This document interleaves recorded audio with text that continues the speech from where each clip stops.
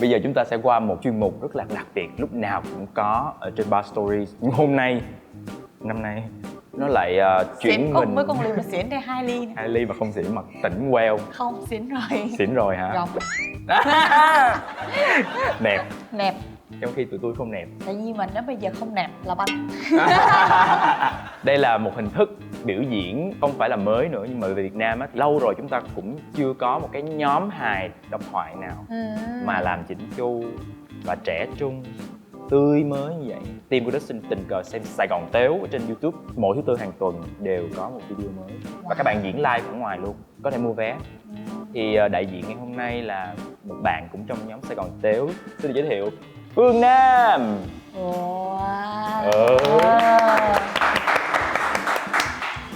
Lady and gentlemen. Xin chào mọi người, em là Phương Nam của nhóm Sài Gòn Tếu. Nói một chút xíu để cho mọi người có thể biết được về cái hài độc thoại. Hài độc thoại là gì? Là một người đứng ở trên sân khấu kể những câu chuyện có chiều sâu, có chiều dài và chiều rộng nữa. Nhưng mà do em mặc đồ cho nên mọi người sẽ không thấy được hai cái chiều đó. Dạ, thì hài độc thoại thật ra là nó chưa có phổ biến ở Việt Nam mình. Tại vì Việt Nam mình chưa có sẵn sàng để đón nhận những người dễ thương và thông minh như em. Thật ra thì em rất là ít khi diễn ở những nơi như thế này. Nó làm cho em có cảm giác giống như ngày xưa em trở lại cái thời mà lúc mà khách tới nhà xong ba mẹ kêu ê Nam ra múa hát cho cô chú nghe đi con. Lúc đó thì cảm giác của em nó cũng hơi khó chịu một chút, nhưng mà mẹ của em thì rất là vui. Mẹ em kêu là ví dụ giống như là cô thấy thằng khỉ tôi mới đẻ ra nó có thông minh không? Đó, phải làm những cái trò chơi để cho ba mẹ vui lòng. Thì bây giờ lớn lên thì em lại làm một cái điều giống như ngày xưa ba em đã dạy là con phải tìm một công việc có chỗ đứng. Dạ em đang đứng. Dạ, và hãy tìm công việc có tiếng nói, con nói thì người ta phải nghe. Con hãy làm một cái gì đó để cho thiên hạ này nó thấy. Dạ, cho nên là em là trò cười cho thiên hạ. Dạ. Tại sao em lại là diễn viên hài độc thoại thì có thể nói là nó giống như là cái cuộc đời của em vậy. Tên của em là Trần Phương Nam. Trần là họ, Phương Nam thì tại vì ba mẹ em là người Bắc vào đây sinh sống và họ sinh ra em ở đây, mảnh đất Sài Gòn, Phương Nam, thì họ đặt tên là Phương Nam, nghe rất là hợp lý. Dạ nhưng không, đó chỉ là những gì em nghĩ. Cho đến sinh nhật 13 tuổi của em, khi mà em thổi cái bánh kem xong thì ba em kêu là hôm nay ba sẽ nói cho con nghe một bí mật về tên của con. Em thích lắm, tại vì mỗi lần mình nghe cái gì bí mật về tên của mình rất là thích. Sao em hỏi là sao ba? Tên của mày á là tên nghỉu cũ má mày đó. Sao em mới kiểu ủa là sao? Làm vậy chi? Làm vậy chi? Thì ba mới kêu là tao đặt như vậy để má mày lúc nào cũng yêu thương mày. Còn tao buồn, tao bực, tao lôi mày ra tao đập cho nó sướng. Em nó là một trò đùa từ khi chưa được sinh ra rồi mọi người. Em, nhưng mà nãy giờ cho chị hỏi làm này em diễn chưa? Dạ diễn rồi đó, dạ vậy là diễn rồi đó. Dạ. Dễ thương không? Ba em đặt tên như vậy để mẹ em lúc nào cũng yêu thương em, nhưng mẹ em thì không. Mẹ em không yêu em. Ngày nhỏ em không biết chị Minh Hằng hay mọi người ở đây có hay hỏi những câu hỏi ngây ngô, những câu hỏi mà của con nít á. Thì khi mà mẹ em tắm cho em xong, mẹ em lấy cái khăn mẹ em lau, khăn trắng, thì tự nhiên em thấy cái khăn nó bị dơ. Sao em mới kêu ủa tại sao mình tắm rồi, mình sạch rồi mà cái khăn lau của người mình nó vẫn dơ? Thì mẹ em mới kêu là cái đó là chất dơ tiết ra từ cách sống của con đó. Dạ mẹ em rất là vui. Dạ vui, người vui tiếp theo đó là ba em. Ba em hay là người dạy em những câu danh ngôn. Ví dụ như là trên con đường của người thành công không có dấu chân của kẻ lười biếng. Đúng rồi, lười biếng nó đâu có đi bộ đâu mà có dấu chân. Nó đi xe, nó đi máy bay không. Rồi cái gì? Con hãy sống như thế nào để không ai muốn con chết cả. Và ba em đi mượn tiền rất nhiều mọi người. Đúng rồi. Ba em mượn mỗi người 10 triệu, 20 triệu đó. Và không ai muốn ba em mất đi cả. Bởi vì họ muốn là ba em luôn có khỏe mạnh và có khả năng kiếm tiền. Dạ. Và một cái điều ba em luôn dạy em là Nam, mày là thằng đàn ông, mày phải đứng lên ngay từ nơi mày ngã xuống. Em kiểu ủa đúng rồi. Thì té đâu đứng lên ở đó chứ không lẽ té xong mình lết rồi mới đứng lên. Lết vậy rồi cái quần cát không. Có nhiều cái điều em không hiểu được. Cách dạy con nó cũng rất là kỳ lạ. Giống như ngày xưa mỗi lần mà em chạy trên cái đường, mấy đứa con nít nó chạy đó, xong rồi nó té, xong rồi phụ huynh sẽ làm gì? Ôi trời ơi đứng lên con, ôi trời ơi đứng lên. Hư, đất hư nè, làm con tao đau. Xong rồi làm cho tụi nhỏ nó sinh ra một tâm lý, đó là tâm lý đổ thừa.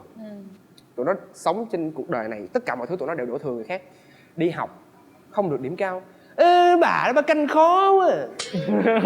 Không có giám thị là đậu. Xong rồi chạy xe ngoài đường, chạy thì sai luật, công an quắt vô thì ê chê trên nấp. Ngon ra đứng giữa đường để ta đi đúng cho coi. Xong rồi coi hài độc thoại không cười, cái đổ thừa thằng diễn không mắc cười.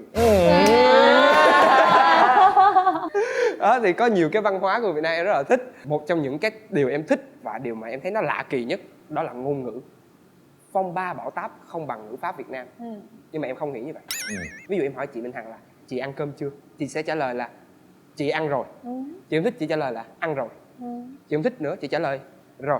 Mấy đứa mà nó nhắn tin mà nó mất dạy á, R. Còn mấy đứa mất dạy nữa nó xin luôn, không trả lời rồi. Đó, chị thấy không? Ngữ pháp Việt Nam mình rất dễ trả lời theo một cái đường hướng nào mình cũng dễ hiểu cả. Cái khó là cái gì? Cái khó là đánh vần của tiếng Việt mình. Người nước ngoài họ học tiếng Việt mình họ sợ đánh vần lắm. Đúng rồi. Ví dụ như tiếng Anh đi, tên của em là Nam, N-A-M, từng chữ cái một từ trái sang phải. Tiếng Việt mình đánh vần từ giữa ra, A-M-am, N-am nam. Nghe khó chịu gì đâu. Sao nó lại có thể khó khăn như vậy với những người ngoại quốc ta? Chị có bao giờ chị đánh vần thử những cái dấu câu của Việt Nam mình chưa? Dạ, em lấy ví dụ nha. Dấu sắc đi, ác cờ ác, sợ sắc, sắc. Tôi thích vậy đó, cho nó vui, cho nó phong phú mà, cho nó phong ba bão táp đồ á. Hòa uyên huyên, huyền. Hờ oi hoi, hỏi. Rồi ngờ an ngang, ngã. Nờ ăn nặng. Nặng là thích nó nặng rồi đó. Đó, nhưng mà có một cái chữ nó lại đi ngược lại toàn bộ những cái định lý nãy giờ. Đó là chữ nhẹ.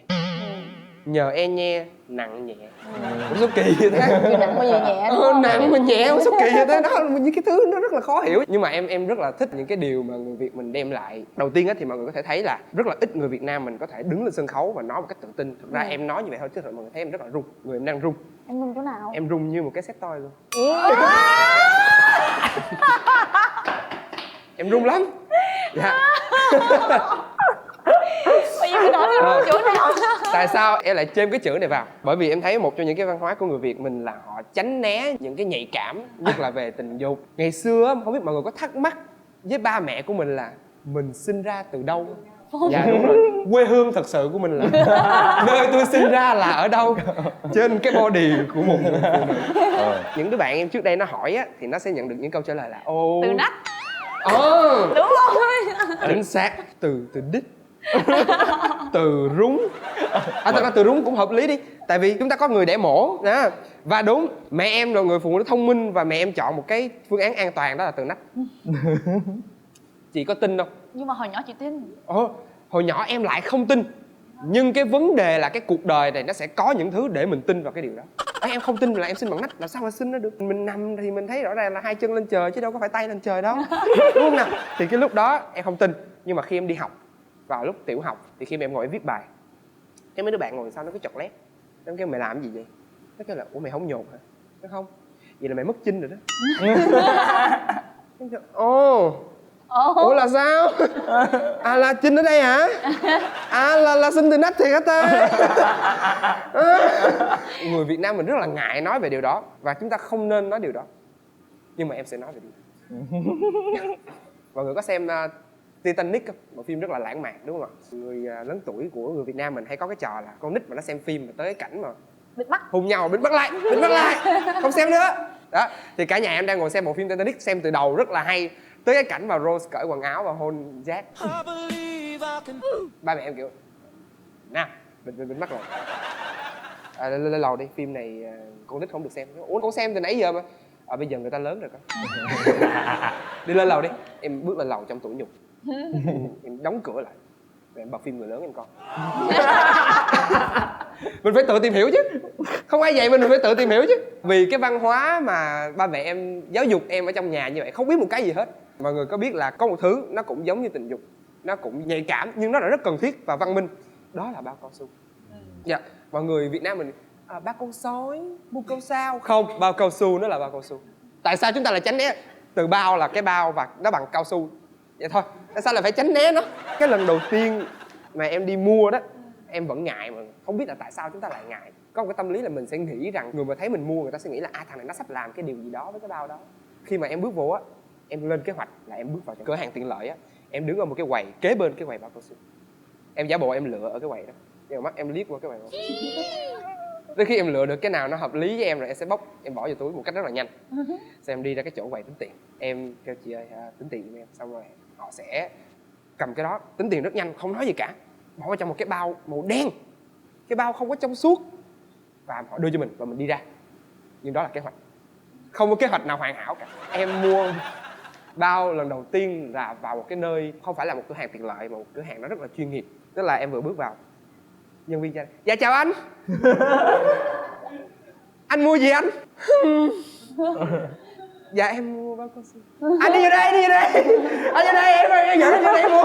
Em cảm giác là cái người nhân viên đó họ rất là vui mừng khi có người tới mua cao su. Đúng rồi, khách mà em. Không, họ giống như là trời ơi, cả năm nay không có thằng nào mua cao su, mày vô đây, mày đi vô đây nào, vô đây. Sau rồi họ dẫn em tới cái quầy bao cao su. Em tưởng là họ dẫn em tới đó rồi họ đi ra để cho em lựa rồi em thoải mái. Không, anh mua đi. Anh mua đi anh. Giống như kiểu mày mua đi, mày mua tao coi. Mày mua tao coi. Xong rồi em rất là khó chịu, em kiểu mấy cái này là loại này là sao chị? Cái này anh thử loại này đi, nó ấm. Thì cái chị đó chỉ là anh có bị nhức đầu không? Anh rút ra rồi anh chấm lên hai cái tay vô. Xong rồi em kiểu tôi khủng hoảng. Sao đây có chị ơi em quên mang tiền. Dạ em đi về luôn, em không dám mua nữa. Nhưng mà bây giờ á, chị Minh Hạnh biết là càng ngày thì xã hội nó càng phát triển. Bây giờ nó đã có những cái thông số ở trên cái bao đó. Đó giống như quần áo của mình, nó có size. Dạ có size đó, size nó có số S, M, L. Khi nào size Dạ. S mà mua size L luôn. Nếu mà mình mua size L đi thì mình sẽ rất tự hào mọi người. Mình không có còn ngại ngùng nữa. Mình sẽ bước vào size L. Size L. Wow, size L. Size L. Size L nha mọi người, tôi mua size L. Sau đi ra ngoài tính tiền. Em tính tiền cho anh. Anh mua bao cao su size L. Dạ anh này mua bao cao su size L nha mọi người. Dạ size L. Sau rồi chị cầm cái đó ra đường, chị sẽ rất là tự hào. Đó, chị cầm chị vung vây vậy nè, giống như là mấy cái hàng hiệu vậy đó, giống như trọng tài vậy đó. Size L. Của tôi đó, tôi mới mua đó, không phải của ai đâu. Nhưng mà mọi người có nghĩ tới những cái người mà size S không? Size S thì sẽ mua như thế nào? Họ sẽ bước vào giống như em. Họ sẽ đi như một ninja. Họ sẽ lại gần, họ cũng lựa ở cái quầy kế bên. Họ rút rất là nhanh, họ bỏ vô. Rồi họ đi ra cái quầy tính tiền. Chị ơi chị tính tiền giùm em, chị đừng có đọc lên cho người ta nghe. Xong chị nhân viên kiểu dạ ok anh. Size S đồ ha. Sau đó chị nhân viên sẽ bỏ vô một cái bịch ni lông và bịch ni lông đó sẽ trong suốt. Và mình cầm về, ôi nó tức gì đâu. Nhưng mà thật ra thì cái đó nó sẽ không xảy ra, bởi vì mình đã có size rồi thì mình có thể lên mua online, không sao cả. Rồi chị tưởng tượng thử, nó sẽ có thêm một cái thông số nữa, đó là độ ướt. Bao cao su chúng ta có độ ướt mọi người. Giống như ăn hủ tiếu mà có hủ tiếu khô, hủ tiếu nước vậy đó. Và có những người họ rất là lạ lùng ở chỗ là họ kêu tô hủ tiếu khô và một hồi thì họ lấy cái chén nước họ đổ vô tô. Đúng luôn. Dạ rất ẩm thực đúng không ạ? Em không hiểu cách ăn đó cho lắm. Tiếp theo đó là độ dày mỏng. Độ dày mỏng của bao. Ngày xưa chúng ta không biết, có những cái bao nó mỏng tới cái mức mà nó giống như là cái miếng thịt trong cái tô hủ tiếu gõ vậy đó. Mọi người có bao giờ thấy cái miếng thịt đó không? Nó không được cắt bằng dao đâu, không có dao nào cắt được cái miếng thịt đó cả. Bà có thịt, bà sẽ cầm cục thịt lên, xong một làn gió nó sẽ đưa qua, cái miếng thịt nó sẽ bay lơ lửng lên trên trời, nó sẽ rơi từ từ. Sau bà bắt cầm tô hủ tiếu bà hứng. Nếu mà may mắn thì nó rớt vào cái miếng nước, và khi chúng ta ăn chúng ta húp cái miếng nước thì nó sẽ vào miệng. Còn nếu nó xui nó rớt vào cái muỗng là nó dính ở đó luôn. Chúng ta liếm 3 ngày 3 đêm nó cũng không ra được cái miếng thịt đó.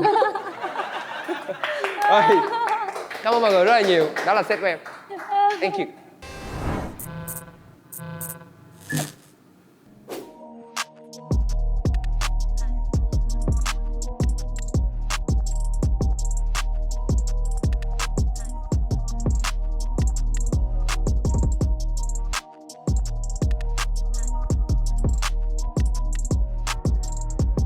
Hãy bấm đăng ký để xem những chương trình mới nhất của Dawson On The Go.